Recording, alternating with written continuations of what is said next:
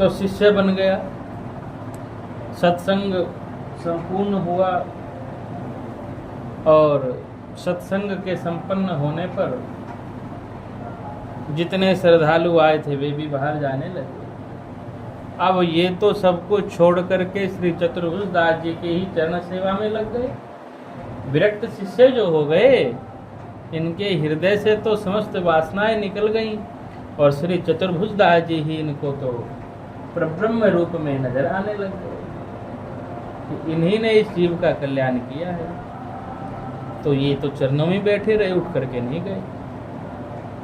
अब वह जो धनी था वह तो इसी इंतजार में था कि सत्संग पूरा होगा, आया तो यही है जाने का, तो एक ही मार्ग है, उस मार्ग पर मैं खड़ा हूँ, तो जैसे निकलेगा पकड़ लूँगा। अब वो इंतजार में, पर वहाँ से तो वो चोर निकला ही नहीं। अब वो जो सज्जन थे, जो बनिया था, दुकानदार था, और दुकानदार ने जिन कर्मचारियों को साथ ले रखा था वे सब अंदर गए। अंदर गए तो देखते हुए तो आश्चर्यचकित हो गए। अरे ये चोर अभी अभी चोरी करके आया और ये यहाँ महात्मा बन करके बैठ गया। अरे इस निर्लज को शर्म नहीं आती, इसने महात्मा का वेश बना लिया। अरे राम राम राम राम, देखो कैसा निर्लज है, चतुर्भुज जी जैसे महान संत के पास बैठ करके ऐसा स्वांग रचाया हुआ है इसने। बात तो सहज इतनी ही, तो वे सब लोग क्रोधित होकर के आप बबूला होकर के पहुंचे। चतुर्भुज दास जी ने पूछा, भैया क्या बात हो गई, क्यों इतने परेशान हो रहे हो? तो वे सब बोले, महाराज जी ये कौन निर्लज आपने अपने चरणों में बैठा लिया? ये सुबह हमारी दुकान पर चोरी करके आया है और मध्याह्न में साधु बन करके बैठ गए। अरे राम राम राम राम राम राम, ये चोर है? ओहो, ये तो बहुत दुख की बात है। तो अब क्या करना चाहिए भैया? चतुर्भुज दास जी बोले। तो बोले, महाराज जी इसको राजदंड मिलना चाहिए, इसको राजा के पास लेकर जाना चाहिए और इसको दंड दिलाना चाहिए। चोरी तो की पर साधु बन करके बैठ गया। जिस राज्य का राजा इतना महान भक्त हो, जिस राज्य में आप जैसे संत बैठे हो, जिनका तो परम उद्देश्य जीव को दास ही बनाना है, और ये दास जैसा स्वांग रचा करके चोरी करता है, चोरी करके साधु बनना चाहता है, इसको तो दंड मिलना चाहिए। तो यद्यपि चतुर्भुज दास जी तो सब जानते हैं, चतुर्भुज दास जी तो सब जानते हैं, जिन्होंने देवी को दीक्षा दे दी, जिनकी चर्चा ऊपर और नीचे के लोकों में भी हो रही है, वे चतुर्भुज दास जी क्या ये नहीं जानते कि ये मेरा ही अपना शिष्य है, इसका भाव कैसा है? परंतु दीक्षा की जो महिमा शास्त्र में कही गई है, उस महिमा को सारा संसार आज जान ले। वह महिमा सत्य है, सत्य है, सत्य है। सदगुरु की शरण लेते ही जीव का नवीन जन्म हो जाता है, पुराने समस्त संस्कार नष्ट हो जाते हैं। भगवान की जो मंगलमय वाणी है, क्या वाणी है? सन्मुख होई जीव मोहि जब, जन्म कोटि अघनासहि तब। समस्त प्रकार के संचित कर्म नष्ट हो चुके हैं, इसके पहले के जितने किए हुए सब नष्ट हो गए। ये सारा संसार आज जान ले, आज संसार को उदाहरण मिल जाएगा कि देखो एक चोर गुरु महाराज की शरणागति को प्राप्त हो गया तो वह चोर से तत्काल साधु बन गया। इसलिए चतुर्भुज दास जी, अन्यथा सदगुरु की दया, सदगुरु की दया का तो क्या कहना, क्या कहना सदगुरु की दया का। आपने जगाई मधाई के विषय में सुना, जगाई मधाई से चैतन्य महाप्रभु ने क्या कहा, तुम्हारे जितने पाप हैं तत्काल मुझको दे दो। गंगा जी में संकल्प करो कि हमने जितने पाप किए, जितने पुण्य किए, सब कुछ हम महाराज जी को दे रहे हैं, महाप्रभु को देते हैं। ऐसी दया होती है सदगुरु को।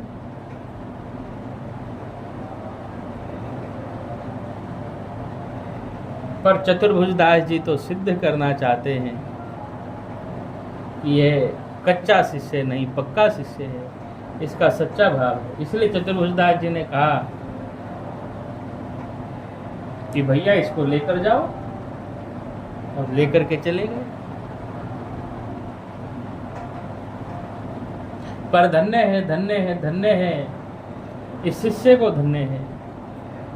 इसके मन में यह भाव नहीं आया कि अभी तक तो गुरु महाराज कह रहे थे कि भैया दीक्षा लेते ही नवीन शरीर हो जाता है, और अब ये लोग मुझको चोर कहते हैं, तो महाराज जी इसको मना क्यों नहीं करते कि अभी ये मेरे पास आया, सत्संग सुना, दीक्षा ली, उसके बाद तो कहीं गया ही नहीं, कहाँ से चोरी करेगा, इसका तो नवीन जन्म हो गया।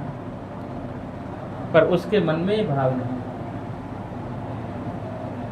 शरणागति जब होगी, जिससे होगी, जिसको जीव शरण ने समझ करके जिसकी चरण शरण लेगा, वह निश्चित उसकी बुद्धि में सिद्धांत बैठ जाएगा कि ये मेरे लिए जो कुछ करेंगे वही मेरा मंगल निविधान होगा।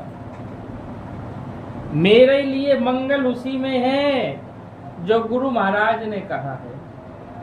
मैं मेरे लिए मंगल कल्पना नहीं कर सकता, मैं मेरी भलाई नहीं सोच सकता, मेरी भलाई तो गुरु महाराज ही सोच सकते। मेरा भला किसमें है, मेरा मंगल किसमें है, ये तो गुरु महाराज ही सोच सकते।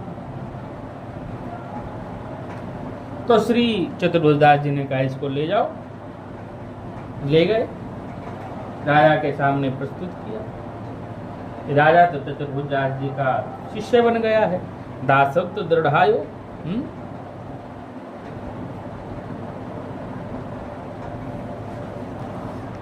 तो सब लोग भक्ति का प्रताप जानते हैं उस नगर में। गायो भक्ति प्रताप सबई दासत्व दृढ़ायो। तो राजा उठ करके खड़ा हो गया, साधु को देख करके बोला, भैया तुम लोगों ने महात्मा को यूं क्यों पकड़ रखा है, क्या बात हो गई? तो सबने बताया कि महाराज इसने चोरी की है हमारे यहाँ। तो उसने पूछा, राजा ने पूछा उन महात्मा से, विरक्त शिष्य चतुर्भुजदास जी के जो विरक्त शिष्य हैं, जो सुबह चोरी करके आए, उनसे पूछा कि क्यों भैया, ऐसी क्या आफत आन पड़ी जो आपने चोरी की? आहा, महाराज जी कह रहे हैं, वे शिष्य कह रहे हैं, कहे या जन्म मैंने लियो कछु है, कहे या जन्म मैंने लियो कछु है। बोले भैया देखो, आपकी समृद्धि, मेरी समृद्धि, सबकी समृद्धि, इस मृत्यु लोक में जो दंड दिया जाएगा आपके द्वारा, वो इसी जन्म का दिया जाएगा। और मैं सत्य कह रहा हूं, इस जन्म में या जन्म, इस जन्म में तो मैंने कुछ नहीं लिया किसी का। या जन्म मैंने लियो कछु, मैंने किसी का कुछ नहीं लिया। तो वह बनिया बोला, महाराज ये महा झूठा है, महा झूठा है रे, कुछ तो शर्म कर ले। सुबह तू हमारे सामने चोरी करके भागा है, और तू वहां चतुर्भुजदास जी के सामने झूठ बोल रहा था। ये राजा जी तो साक्षात हरि के अंश हैं, भगवान के अंश हैं, इनके सामने तो कुछ लाज शर्म कर ले। पर उनके तो मन में पक्की बात बैठ गई थी कि गुरु महाराज की जो वाणी है वो परम सत्य है, परम सत्य है, परम सत्य है। तो वो कैसे टले? उन्होंने बार बार यही कहा कि भैया मैं सत्य कह रहा हूँ, सत्य कह रहा हूँ, मैंने इस जन्म में कुछ नहीं लिया, किसी का कुछ नहीं लिया। तो राजा ने कहा कि ऐसे निश्चय नहीं होगा। निश्चय करने का विधान हमारे पास है। तो राजा ने कहा सभा में कि महात्मा जी, आप विरक्त वेश में हैं, चतुर्भुजदास जी के शिष्य हैं। यदि आपसे अपराध भी हो गया है तो आप मुझको सत्य बता दें, हम आपको क्षमा कर देंगे, आपको प्राण दंड नहीं देंगे। तो बोले भैया, क्षमा तो तब करोगे जब मैंने कोई अपराध किया हो। मैं सत्य कह रहा हूं, इस शरीर से इस जन्म में मैंने किसी का कुछ नहीं लिया, इस जन्म में मैंने किसी का कुछ नहीं लिया। या जन्म, ध्यान दे, या जन्म, इस जन्म में मैंने किसी का कुछ नहीं लिया। तो राजा बोला ठीक है, परीक्षा तो होगी, और यदि आप सत्य होंगे तो इस झूठे साहूकार को तत्काल प्राण दंड दिया जाएगा। आपकी परीक्षा होगी। क्या परीक्षा होगी?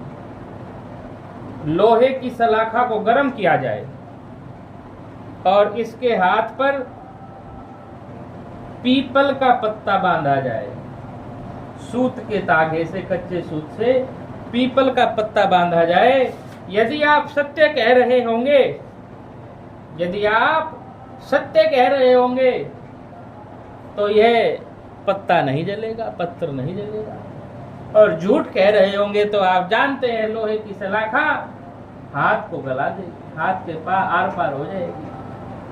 तो राजा तो यही सोचता था कि भय की मारी यदि अपराध किया होगा तो कह देंगे मैंने किया है अपराध, पर नहीं। जैसा राजा ने कहा वैसा ही हुआ। दियो फारो हाथ, हाथ सामने कर दिया और सहर्ष श्री हरिवंश, श्री हरिवंश, श्री हरिवंश, श्री हरिवंश, श्री हरिवंश कहते हुए वे देख रहे हैं अपनी आंखों से कि हाथ पर केवल एक पत्थर रखा गया है, सूत बांधा गया है और गरम गरम लोह की सलाखा हाथ पर रखी जाने वाली है। हाथ पर रख दई और श्री महाराज जी श्री हरिवंश, श्री हरिवंश, श्री हरिवंश कहते रहे। तो क्या हुआ? ऐसी गुरु निष्ठा का परिणाम क्या हुआ? दियो फार्यो हाथ ले उबार्यो प्रभु, उबार्यो प्रभु। भगवान ने उसके सत्य की रक्षा की। उबार्यो प्रभु, भगवान ने उसके वाणी की उसकी सत्यवाणी की रक्षा की।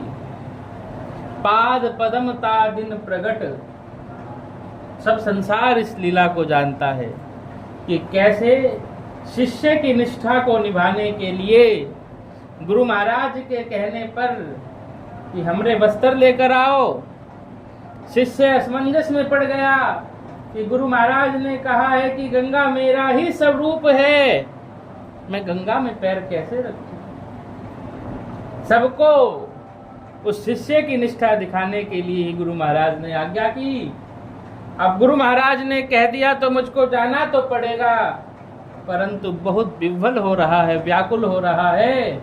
तो शिष्य की गुरु निष्ठा न टूट जाए, गुरुवाणी का उल्लंघन न हो जाए, तो गंगा महारानी ने ही सुंदर सुंदर कमल के फूल, बड़े बड़े कमल के फूल प्रकट कर दिए और मानो कहा कि तुम्हारी गुरु निष्ठा खंडित नहीं हो सकती, तुम इन्हीं कमल के पुष्पों पर चलकर आओ। उसी दिन पाद पदम नाम प्रकट हो गया। तो गुरु महाराज में इसकी जैसी निष्ठा है, उस निष्ठा को ठाकुर जी मिटने नहीं देते। जिस शिष्य की अपने सदगुरु में जो निष्ठा है, उस निष्ठा की रक्षा श्री ठाकुर जी करते हैं। तो हाथ ले उबारो प्रभु, ठाकुर जी ने रक्षा की।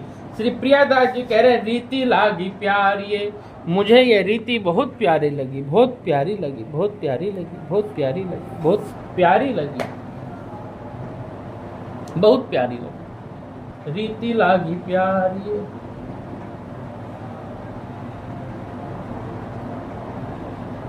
क्या रीति प्यारी लगी? क्या रीति प्यारी लगी? यहाँ दो बातें हैं, यहाँ दो बातें हैं। जीव तत्व भी गुरु तत्व की महिमा गा रहा है। यह जो साधु बने हैं ये भी श्री चतुर्भुज दास जी की महिमा गा रहे हैं।